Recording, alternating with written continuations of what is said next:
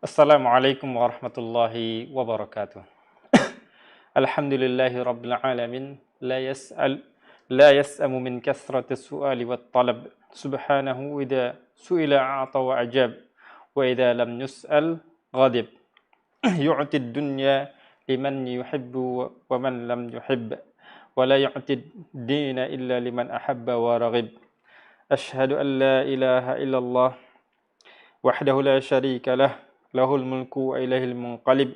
Huwal maliku wa huwal mulk wa huwal malik yahkumu ma yuridu fala ta'qiba liman ajab. Wa asyhadu anna khatamal mursalin huwa Muhammad ibn Abdullah ibn Abdul Muttalib. Nataqa bi afsahil kalami wa jaa bi 'adil ahkami wa ma qara'a wa la kadab. Ayatul ayat wa mu'jizatul mu'jizat liman salima aqluhu minal 'atab. Wa salatullahi wa salamuhu alaihi wa ala alihi wa sahbihi ila yaumil hisab. Amma ba'du. Saudaraku yang dirahmati Allah Subhanahu wa taala, pada kesempatan kali ini insyaallah kita kembali belajar bersama mengenal sosok yang paling mulia yang pernah menginjakkan kakinya di muka bumi ini.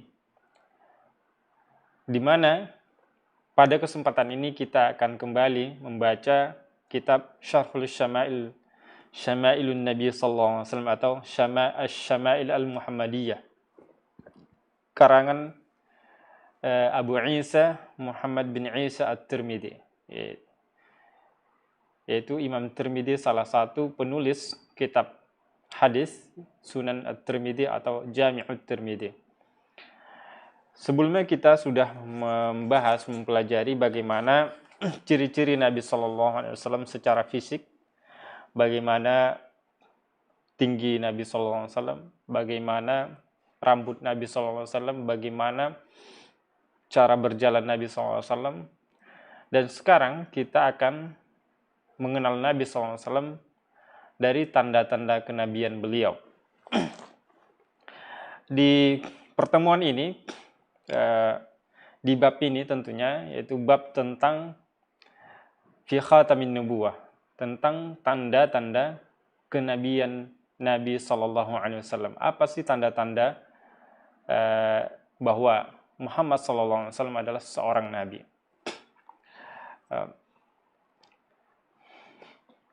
Para ulama bersepakat bahwa ada tanda yang terdapat pada diri Nabi SAW itu yang dimana tanda ini terletak di punggung beliau, punggung Nabi SAW. Dan insya Allah akan kita bacakan beberapa riwayat mengenai tanda ini. Di antara riwayat yang pertama yaitu dari dari Imam Tirmidzi mengatakan haddatsana Abu Raja'in Qutaibah ibnu Sa'id.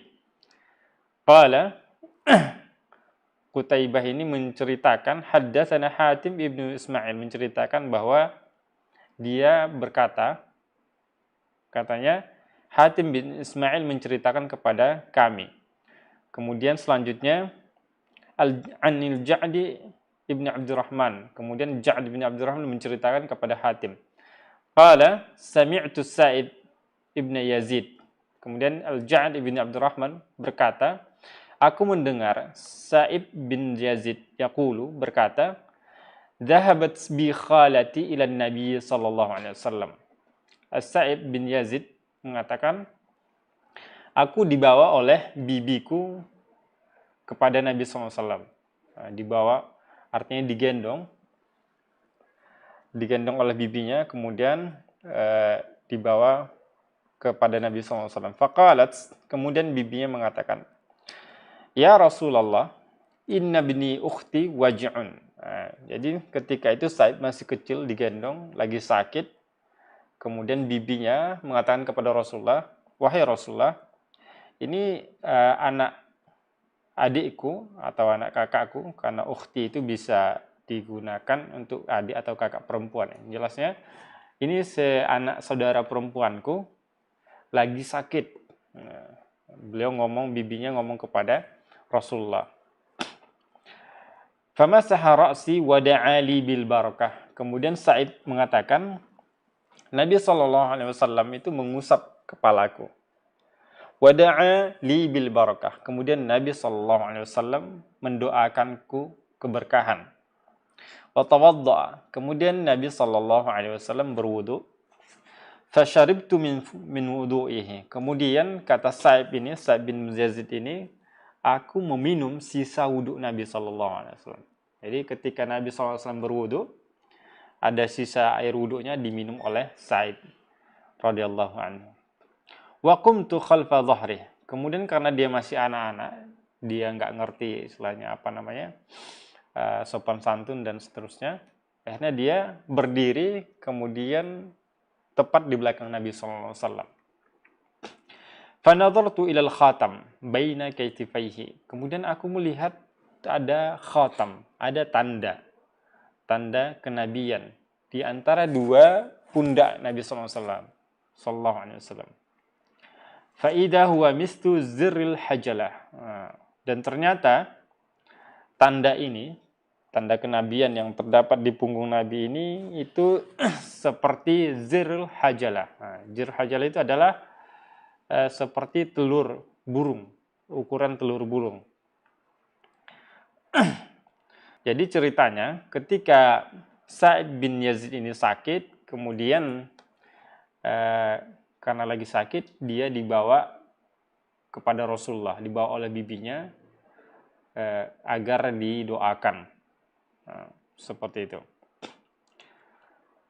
Karena dia merasa sakit, akhirnya dia pengen sembuh, dan dia berharap dari doa Nabi SAW Allah menyembuhkannya. Jadi kemudian Nabi SAW mengusap kepalanya, tentunya mengusapnya dengan sangat lembut, dengan sangat kasih sayang, karena Nabi SAW tentunya sangat mencintai anak-anak, di mana salah satu sifat Nabi SAW itu dia tidak memilih-milih, dia bisa memposisikan di mana dia bersikap dan bergaul. Kalau anak-anak bagaimana menyikapinya, kalau orang tua bagaimana. Jadi Nabi SAW selalu memperhatikan kondisi sahabatnya, baik dari anak-anak, kemudian orang tua, ataupun yang sudah lanjut usianya. Nah, setelah itu Nabi SAW mendoakannya. Kemudian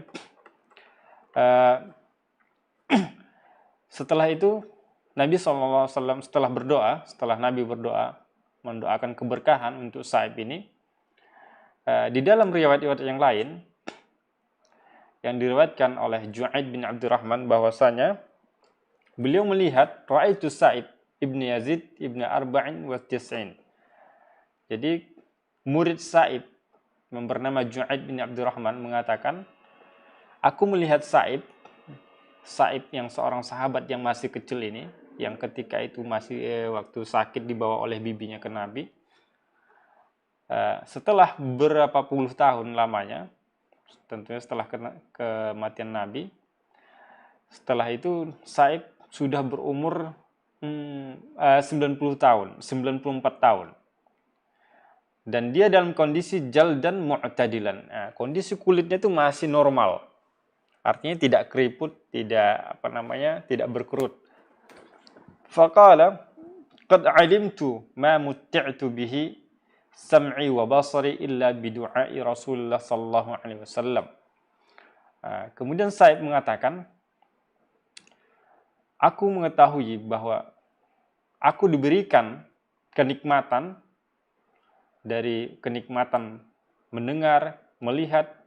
Semua ini tidaklah aku dapatkan kecuali dengan doa Rasulullah SAW. Artinya dengan keberkahan doa Rasulullah SAW. Di mana inna khalati dhahabat bi ilaihi. Di mana ketika aku masih kecil katanya, bibiku itu menggendong aku, membawa aku kepada Nabi SAW, menuju Nabi SAW. Faqalat, ketika itu bibiku berkata, ya Rasulullah, inna bni ukhti syakin fad'ullah. Wahai Rasulullah, anak saudara perempuanku ini lagi sakit, maka doakanlah. Qala fada'ali. Kemudian Sa'ib berkata, Rasulullah SAW setelah diminta oleh bibinya, Rasulullah untuk mendoakannya, kemudian Nabi mendoakannya. Fajawaza umruhu tis'in wa la yazalu jismuhu mutamasikan qawiyan mu'tadilan.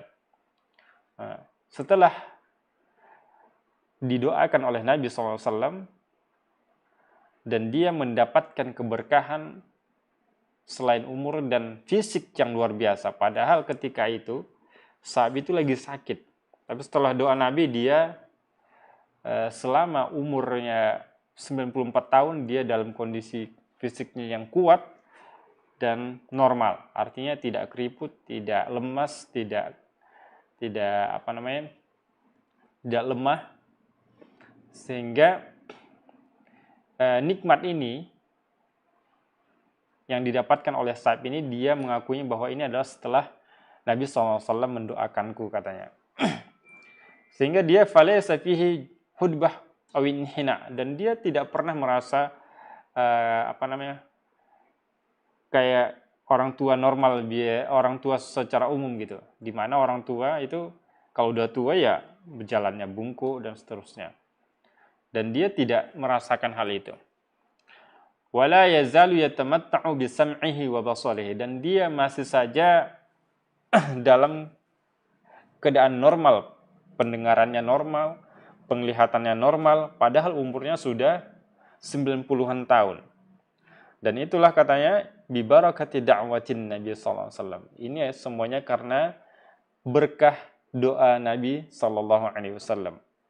Nah, Sa'ib ini adalah sahabat yang paling terakhir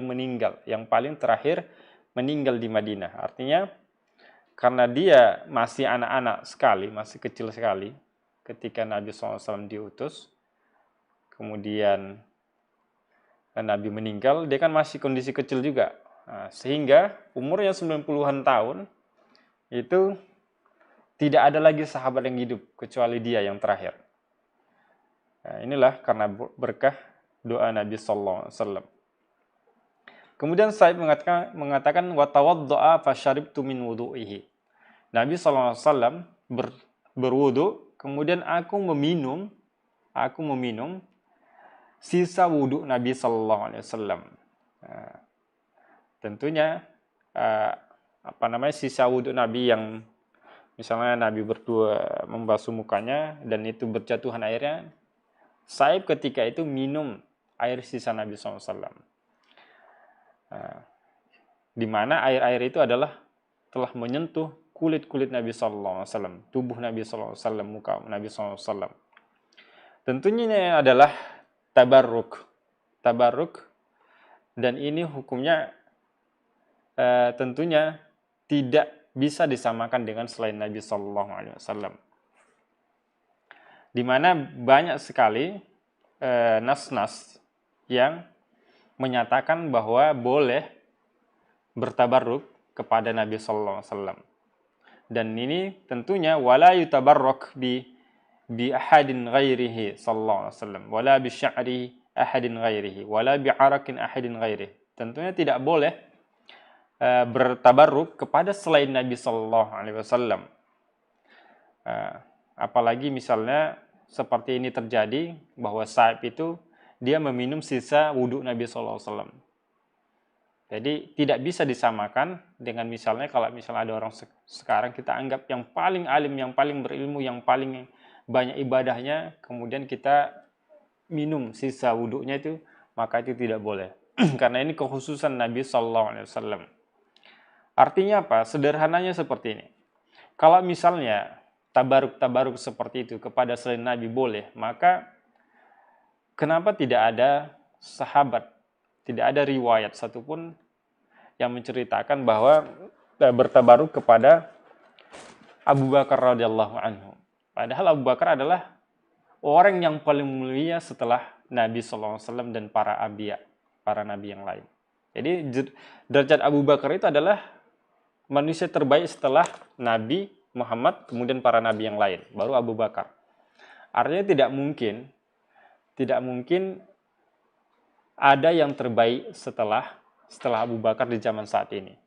Dan ini mustahil. Dan ini mustahil ada manusia terbaik setelah Abu Bakar.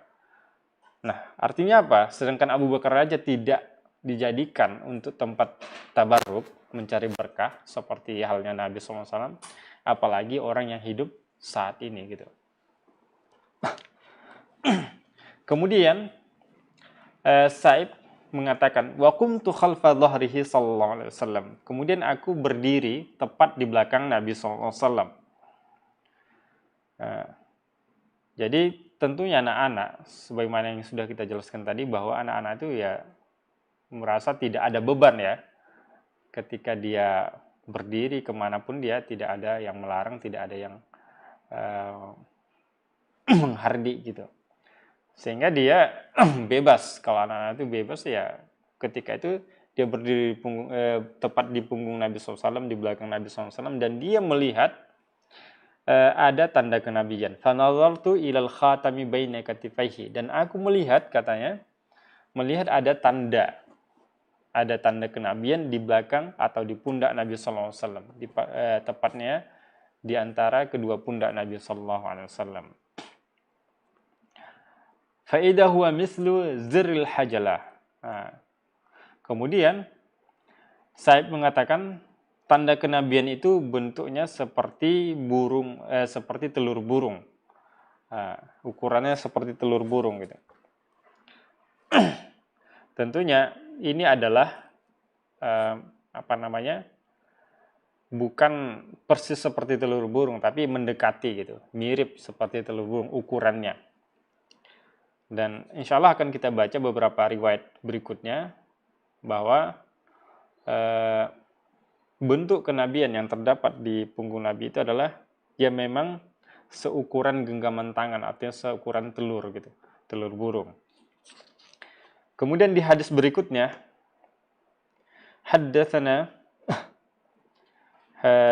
Sa'id bin Ya'qub At-Talqani qala haddatsana Ayyub bin Jabir an Simak bin Harb an Jabir bin Samurah qala Jabir bin Samurah berkata, ra'aitul khatam baina katifai Rasulullah sallallahu alaihi wasallam ghuddatan hamra misla baidatil hamamah.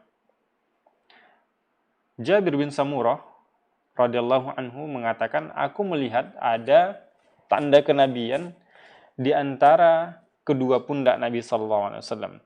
Ghuddatan hamra.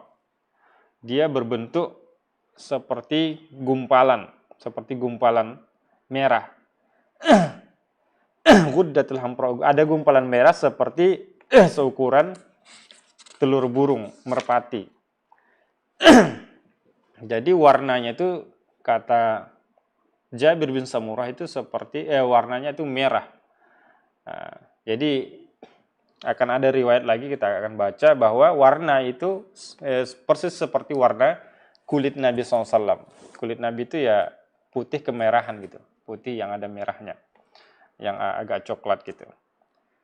Nah, ini menunjukkan bahwa beberapa riwayat itu menyatakan bahwa benar adanya tanda kenabian di punggung Nabi SAW.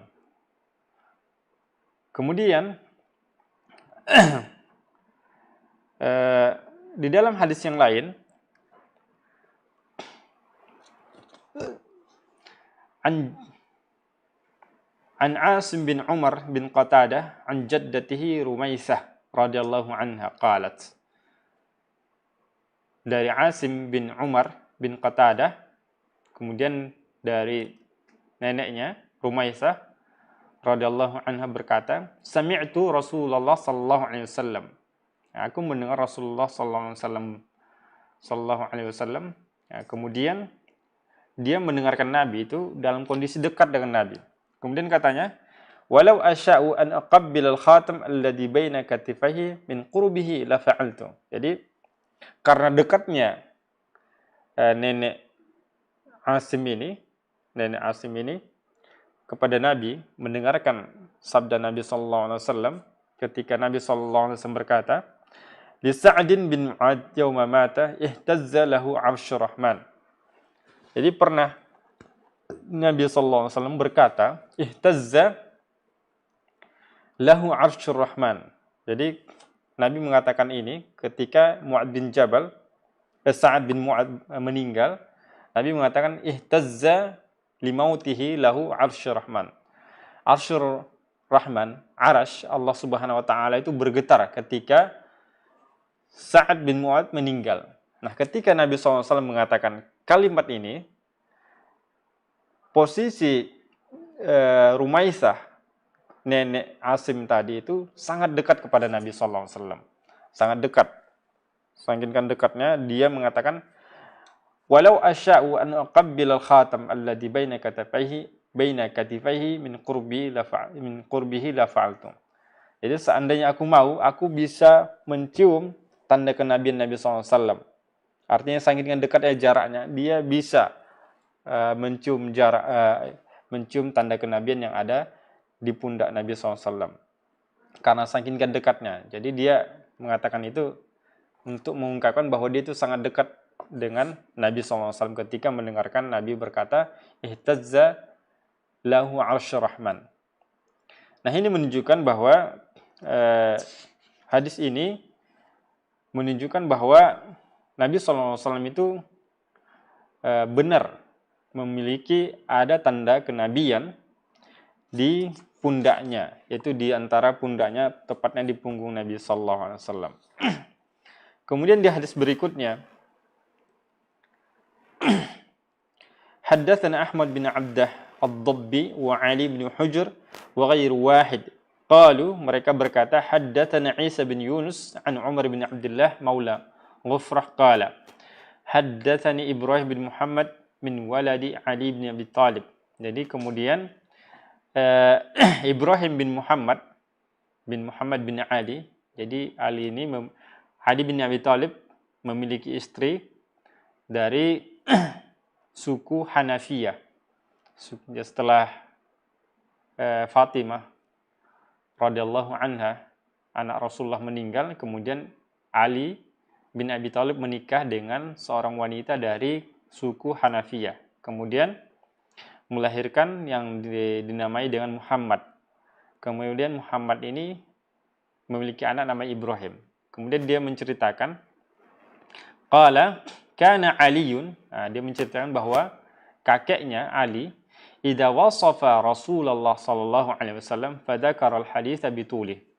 Ketika Ali radhiyallahu anhu menceritakan tentang sifat Nabi sallallahu alaihi wasallam, ciri-ciri fisik Nabi sallallahu alaihi wasallam, ciri-ciri baik itu secara fisik maupun non fisik, fadzakara al-hadits bitulih. Kemudian biasanya Ali itu membacakan hadis sangat panjang.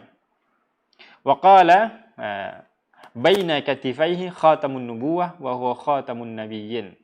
Kemudian Ali mengatakan di antara potongan hadis yang panjang ini, di antara perkataannya adalah di antara kata Ali, di antara kedua pundak Nabi sallallahu alaihi wasallam itu ada khatamun nubuwah, tanda kenabian. Wa huwa khatamun nabiyyin, dan itu adalah tanda penutup kenabian. Artinya tidak ada lagi nabi setelah Nabi Muhammad sallallahu alaihi wasallam. Kemudian di hadis berikutnya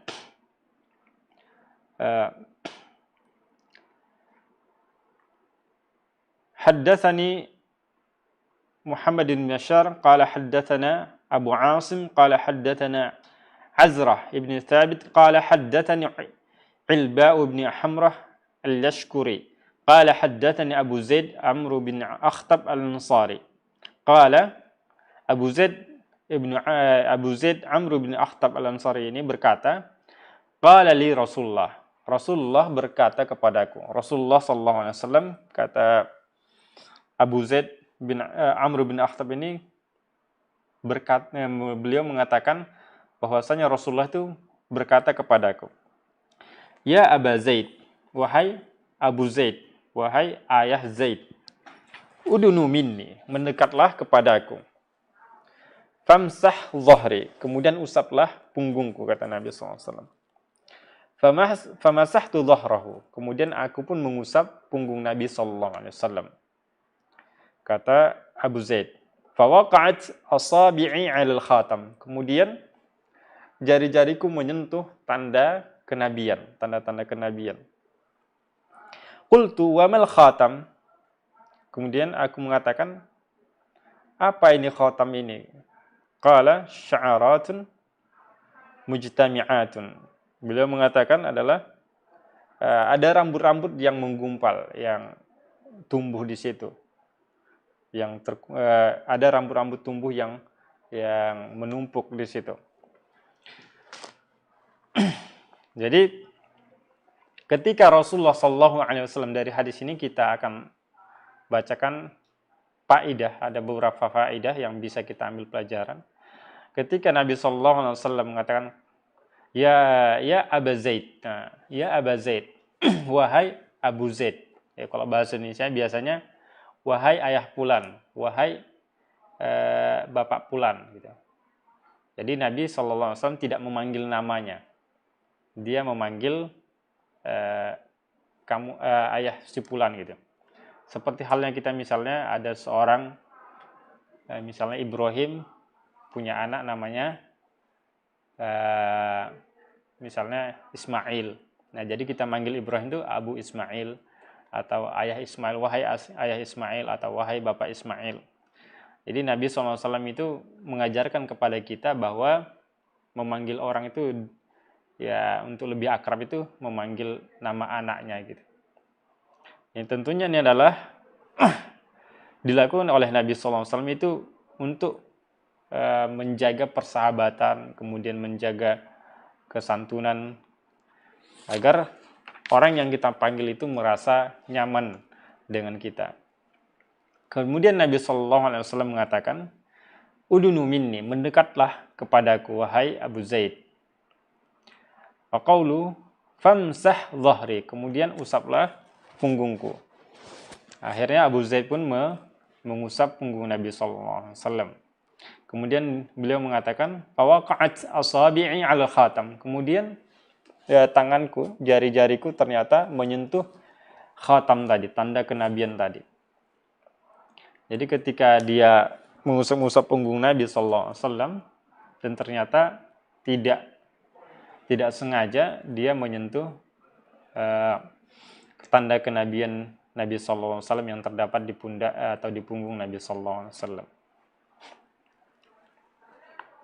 Dan ini juga riwayat yang membuktikan bahwa Nabi itu memiliki tanda di punggungnya, ada satu tanda yaitu seperti daging tumbuh gitu. Daging tumbuh, dan di situ ada sya'aratun mujtami'at, ada bulunya, bulu atau rambut di situ yang tumbuh. Kemudian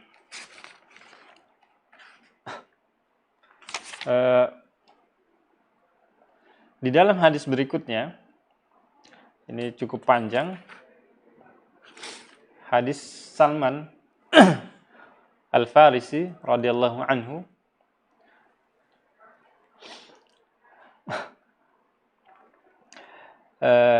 haddatsani Abdullah bin Buraidah qala sami'tu Abi Buraidah yaqul. Buraidah radhiyallahu anhu mengatakan, ja'a Salmanul Farisi ila Rasulullah sallallahu alaihi wasallam. Salman Al-Farisi mendatangi Nabi sallallahu alaihi wasallam hina qadimal Madinah, ketika Nabi sallallahu alaihi wasallam itu hijrah ke Madinah.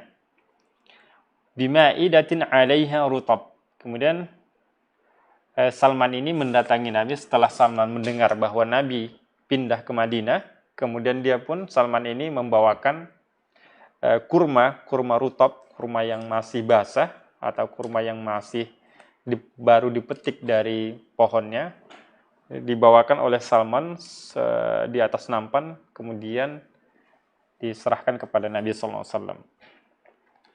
Fawadha'aha baina yaday Rasulullah SAW. Kemudian nampan itu yang ada isi yang di dalamnya ada kurma tadi, kemudian diletakkan di depan Nabi SAW. Faqala, kemudian Nabi mengatakan, ya Salman, ma hadha? Wahai Salman, apa ini? Maksudnya apa di sini adalah apakah ini bentuknya adalah sedekah atau bukan, atau hadiah? Jadi Nabi menanyakan itu ketika Nabi melihat ada kurma satu nampan itu di depannya, bukan maksudnya ini apa, apakah ini kurma apa, bukan seperti itu. Bukan Nabi mengatakan ini kurma beneran atau tidak. Tapi maksud Nabi adalah niatnya apa ini? Apakah kamu memberi aku kurma ini niatnya sedekah atau hadiah gitu. Faqala, kemudian Salman mengatakan sedekah. Kemudian Salman mengatakan ini adalah sedekah ya Rasulullah. Sedekah untukmu. Kemudian sedekah alaika wa ala ashabik. Ini bentuknya adalah sedekah untukmu dan untuk para sahabatmu. Faqala, kemudian Nabi SAW mengatakan irfa'ha, angkat ini. Artinya Nabi SAW tidak mau makannya kalau ini sedekah. Fa inna la na'kulu sedekah. Karena Nabi mengatakan inna la na'kulu sedekah. Kami ini tidak memakan sedekah. Maksudnya Nabi dan keturunannya. Jadi keturunan Banu Hashim dan keturunan Bani Muttalib.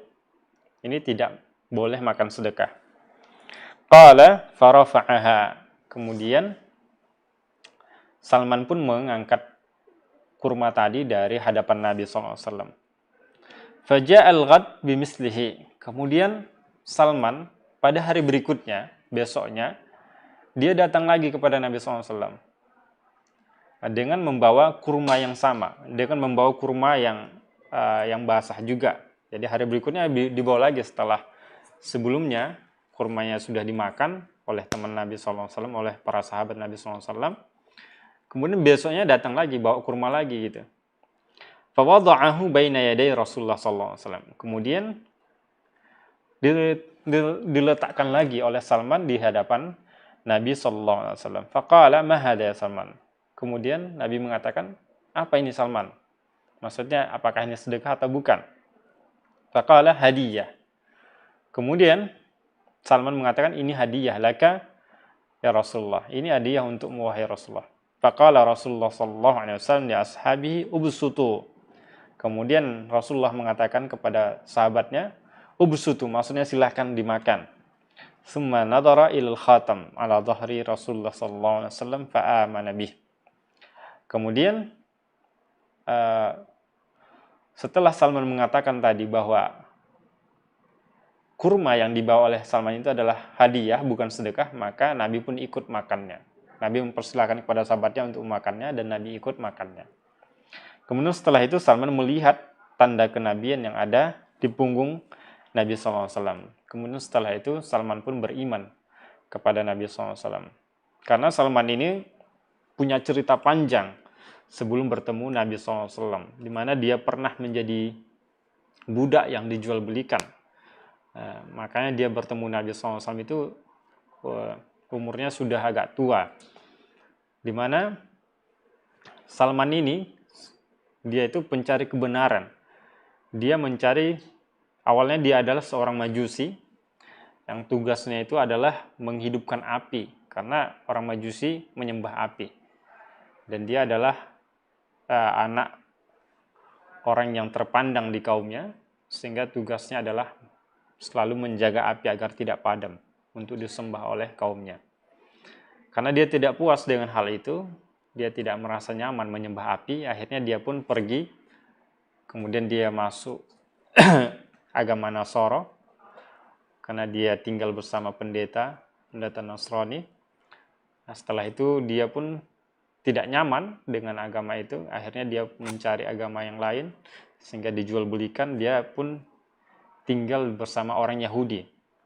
Kemudian dia jadi budak oleh orang Yahudi, jadi budak orang Yahudi. Wa kana lil Yahudi. Salman itu sebelumnya adalah budak milik Yahudi. Fashtarahu Rasulullah sallallahu alaihi wasallam bikada wa kada dirhaman ala an yaghrisa lahum nakhlan. Kemudian Nabi sallallahu alaihi wasallam itu membeli Salman. Karena dia budak. Nabi karena dia sudah beriman tadi, karena dia sudah melihat. Jadi tentunya ketika Salman berada di lingkungan orang Nasara sebelumnya, dia selalu bertanya-tanya, mencari kebenaran bahwa akan muncul seorang nabi. Jadi pendeta-pendeta sebelumnya menceritakan kepada Salman bahwa akan ada seorang nabi, tandanya begini-begini. Di antaranya dia tidak makan sedekah, dia hanya mau makan hadiah. Jadi walaupun ya inilah salah satu bentuk keunikan syariat ini, bahwa meskipun barangnya sama, kalau niatnya berbeda, beda hukumnya gitu. Contohnya tadi, misalnya, Salman itu memberikan Rasulullah SAW kurma, kalau dengan niat sedekah, Nabi tidak mau makan. Haram bagi Nabi SAW untuk memakannya. Nggak boleh. Tapi kalau dengan niat hadiah, boleh Nabi SAW makannya. Padahal barangnya sama-sama kurma. Jadi, antara halal dan haram itu sangat tipis memang. Sangat tipis, dan ini perlu dipelajari. Dengan begitu juga dengan hal riba dengan jual beli. Demikian juga misalnya mandi itu bisa menghilangkan jenabah atau junub, dan bisa tidak. Demikian juga wudhu itu kalau tanpa niat maka tidak sah sholatnya, padahal dia membasuh muka, membasuh tangan lengkap dan kakinya. Tapi kalau niatnya cuma untuk, misalnya niatnya untuk mendinginkan badan, atau karena saking kena panasnya dia ingin mendinginkan tubuhnya, maka itu tidak sah wudhunya. Jadi karena niat bisa berbeda. Nah, di sini terjadi juga bahwa kurmanya sama-sama kurma, tapi kalau niatnya Salman memberi itu adalah sedekah kepada Nabi, maka nggak boleh dimakan Nabi. Tapi kalau niatnya hadiah, maka boleh dimakan Nabi SAW. Jadi inilah pentingnya belajar ilmu agama, karena perbedaan antara boleh dan tidak itu sangat tipis sekali. Kemudian fashtarahu Rasulullah SAW dengan beberapa dirham. Kemudian Rasulullah membeli Salman ini dari orang Yahudi, karena dia budak, dijual belikan. Nabi ingin memerdekakan dia. Akhirnya Nabi membeli Salman dari orang Yahudi dengan beberapa dirham. Ala an yaghrisa lahum nakhlan. Kemudian juga setelah dibeli, Salman ini harus menanam pohon kurma kepada orang Yahudi. Faya'mala Salmanu fihi hatta tut'im. Kemudian setelah itu Salman mengerjakan itu, menanam pohon kurma itu sampai pohon kurmanya tumbuh dan berbuah. Fagharasa Rasulullah sallallahu alaihi wasallam an-nakhl illa nakhlah wahidah. Gharasaha Umar. Kemudian Nabi SAW itu ikut terlibat membantu Salman untuk menanam pohon kurma tadi, agar Salman itu cepat merdeka, tidak jadi budak lagi. Jadi Nabi ikut menanam seluruh pohon kurma kecuali satu pohon aja. Satu pohon itu ditanam oleh Umar bin Khattab radhiyallahu anhu. Fahamalatin naqlu min 'amiha. Kemudian pohon kurma itu pun tumbuh pada tahun berikutnya. Walam tahmil nakhlah. Kemudian satu pohon ini tidak tumbuh. Faqala Rasulullah sallallahu alaihi wasallam, "Ma sya'nu hadhihi nakhlah?" Kemudian Rasulullah mengatakan, "Kenapa pohon kurma yang satu ini kok enggak tumbuh?" Faqala Umar, "Ya Rasulullah, ana qarstuha." Kemudian Umar berkata, "Wahai Rasulullah, akulah yang menanamnya yang tidak tumbuh ini." Fanaza'aha. Kemudian Nabi mencabutnya. Faqarasaha. Kemudian Nabi menanamnya sendiri. Fahamalat min 'amiha. Kemudian pohon kurma tersebut pun tumbuh setelah 1 tahun. Jadi cerita Salman ini sebagaimana yang sudah kita jelaskan tadi, bahwa dia itu mencari kebenaran. Ternyata di antara tanda-tanda kenabian itu dia sudah menanya-nanyakan kepada pendeta Yahudi, kepada pendeta Nasrani. Di antara tanda kenabian itu adalah bahwa Nabi akan ada muncul seorang Nabi, tandanya adalah tidak makan sedekah, menerima hadiah, kemudian ada tanda di punggungnya.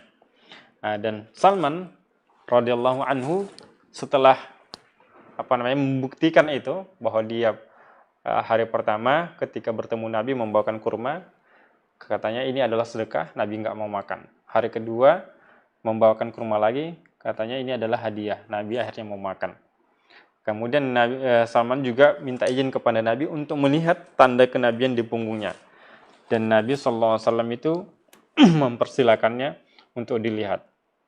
Jadi dari beberapa riwayat yang sudah kita baca yang menyatakan bahwa benar adanya ada tanda kenabian di punggung Nabi SAW. Di dalam riwayat yang lain, an Abi Nadrah Al-Awaqi qala sa'altu Aba Sa'id Al-Khudri an khatami Rasulullah sallallahu alaihi wasallam. Dari Abu Nadrah, beliau berkata, aku bertanya kepada Aba Sa'id Al-Khudri tentang khatam Rasulullah sallallahu alaihi wasallam, tentang tanda kenabian Rasulullah sallallahu alaihi wasallam, yakni khatamun nubuwah. Faqala kana fi dhahrihi bid'atan nashizah. Kemudian Sa'id Al-Khudri, Abu Sa'id Al-Khudri mengatakan, kana fi dhahrihi, bahwa terdapat di punggung Nabi SAW itu ada bid'atan nashidah, ada daging seperti daging tumbuh, barizah, nashizah, yakni barizah yang yang menonjol, ada daging yang menonjol. Istilahnya dagingnya itu tidak rata seperti tubuh Nabi yang lainnya. Kemudian hadis berikutnya mengatakan bahwa an Abdullah bin Sarjis qala, Abdullah bin Sarjis mengatakan, ataitu Rasulullah sallallahu alaihi wasallam wa huwa fi nasin min ashabi. Aku mendatangi Rasulullah sallallahu alaihi wasallam dan dia berada di antara teman sahabatnya. Fadurtu hakada min khalfihi. Kemudian aku berkeliling di belakang Rasulullah sallallahu alaihi wasallam. Fa'arafa alladhi urid. Sehingga ketika Rasulullah sallallahu alaihi wasallam melihat Abdullah bin Sarjis ini keliling di belakangnya kayak nyari sesuatu, akhirnya Nabi pun tahu apa yang diinginkan oleh Abdullah bin Sarjis. Fa'al qarrida an dhahri. Kemudian Nabi sallallahu alaihi wasallam itu membuang ridanya atau shalnya lah. Kalau bahasa sekarang mungkin lebih mendekati shal. Jadi orang Arab itu biasa kemana-mana itu membawa shal atau selendang kayak apa ya? Ya, mirip dengan shal lah atau serban gitu, tapi ditaruh di punggungnya.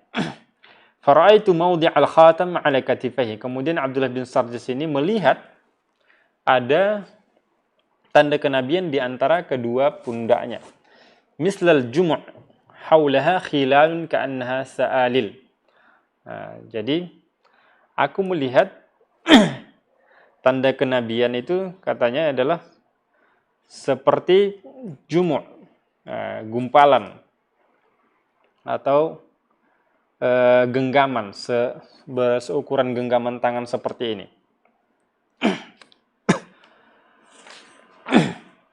Haulaha khilanun. Di antara gumpalan itu adalah ada daging tumbuh yang warnanya hitam, dan daging itu kuat, sepertinya keras gitu. Dagingnya itu keras bentuknya, artinya tidak lembut gitu. Faraja'tu hatta istaqbaltuhu. Kemudian aku kembali hingga aku pun berada di depannya, aku menghadap di hadapan Nabi. Jadi setelah Abdullah bin Sarjis itu di belakang melihat tanda kenabian, kemudian dia pun kembali ke hadapan Nabi sallallahu alaihi wasallam. Faqultu ghafarallahu laka ya Rasulullah. Kemudian aku mengatakan, semoga Allah mengampuni wahai Rasulullah. Faqala walaka. Kemudian Rasulullah pun mengatakan, engkau juga. Maksudnya engkau juga diampuni Allah Subhanahu wa taala. Sehingga akhirnya yang lain pun berkata, faqala al-qaumu astaghfara laka Rasulullah sallallahu alaihi wasallam. Apakah Rasulullah minta ampun kepada Allah untukmu? Jadi ketika doa-doa seperti ini muncul dari Nabi sallallahu alaihi wasallam, sahabat itu sangat bahagia sekali, sangat menginginkan hal itu. Sehingga ketika ada orang didoakan Nabi, yang lain pun pengen gitu. Merasa beruntung sekali kalau misalnya ada orang didoakan oleh Nabi sallallahu alaihi wasallam. Jadi beginilah para sahabat ketika mendengar seseorang didoakan oleh Nabi. Banyak sekali beberapa sahabat seperti di awal kita baca hadisnya mengenai Sa'ib.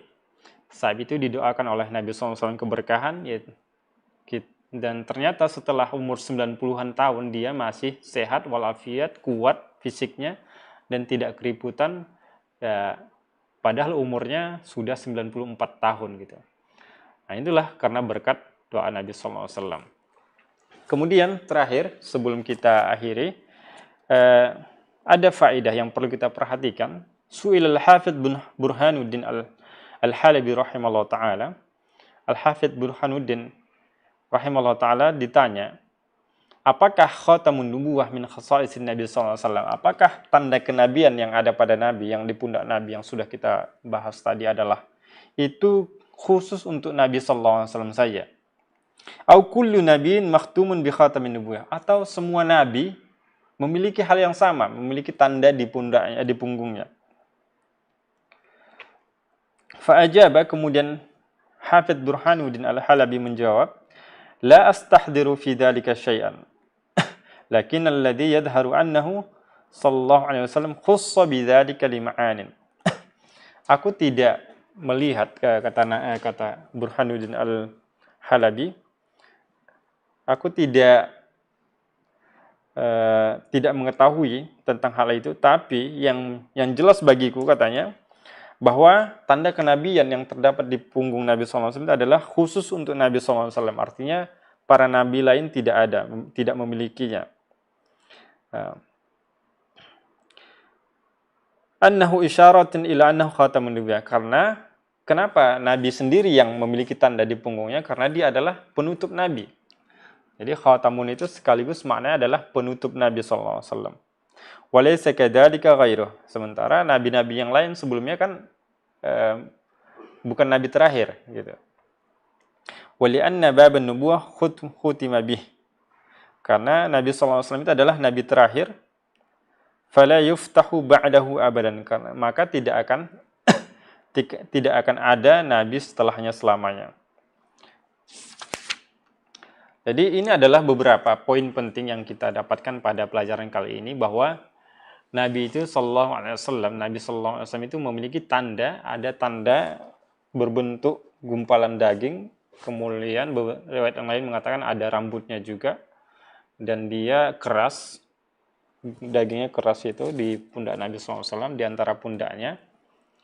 Kemudian di antara tanda yang lain adalah sebagaimana yang terdapat dalam cerita Salman, bahwa Nabi SAW itu tandanya adalah tidak mau makan sedekah. Ya, tentunya ini bukan hanya untuk Nabi SAW, bukan hanya untuk Nabi, tentunya untuk keturunan Bani Hashim dan Bani Muttalib. Tapi dia untuk menguatkan bahwa salah satu tanda kenabian adalah dia tidak makan sedekah. Nah, dari beberapa riwayat yang tadi yang sudah kita bacakan, semuanya menyatakan bahwa benar adanya tanda kenabian di punggung Nabi SAW, tepatnya di antara kedua pundak Nabi SAW. Dan bentuknya adalah daging yang tumbuh, yang menonjol, dan memiliki warna seperti warna kulit.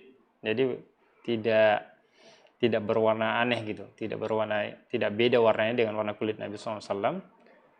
Dan itu memiliki ada rambut yang tumbuh di situ. Oke, sekian saja materi kali ini yang bisa kita sampaikan. Semoga pada pertemuan berikutnya Allah mudahkan dan kita akan mempelajari lagi mengenal Nabi SAW, bagaimana ciri rambut Nabi SAW. Sampai di sini pertemuan kita akhiri dengan doa kafaratul majlis. Subhanakallah bihamdika asyhadu an la ilaha illa anta astaghfiruka wa atubu ilaika. Assalamualaikum warahmatullahi wabarakatuh. Sahabat dakwah Binbas TV, Anda baru saja menyaksikan siaran dari channel pendidikan dan dakwah. Dipancar luaskan langsung dari Pondok Pesantren Islamic Center Binbas Pusat, Yogyakarta. Semoga bermanfaat. Sahabat dakwah Binbas TV, Anda baru saja menyaksikan siaran dari channel Pendidikan dan Dakwah